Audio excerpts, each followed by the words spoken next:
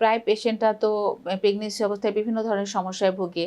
যেমন তার মাথা ঘোরা, বমি লাগা, খেতে পারে না। এই ধরনের বিভিন্ন সমস্যা থাকে। এর মধ্যে যদি তার আবার আয়রনের ঘাটতি থাকে তাহলে সে অনেক টায়ার্ড ফিল করবে, তার দুর্বল লাগবে, মাথা ঘুরবে এবং সে শারীরিকভাবে আস্তে, আস্তে দুর্বল হয়ে পড়বে এবং এটার ফলে তার বাচ্চারও সমস্যা হবে। যেমন বাচ্চার যে নরমাল গ্রোথ হওয়ার কথা, সেই গ্রোথটাও নরমালি হবে না এবং অনেক সময় দেখা যায় আমাদের দেশের বাচ্চাদের লো বার্থ ওয়েট, মানে যতটুকু বাচ্চার ওজন হওয়ার দরকার তার চেয়ে কম হয়। যদি বাচ্চা 2.5 কেজি হয় জন্মের সময়, তাহলে এটা মোটামুটি ধরা হয় যে এটি এডিকুয়েট।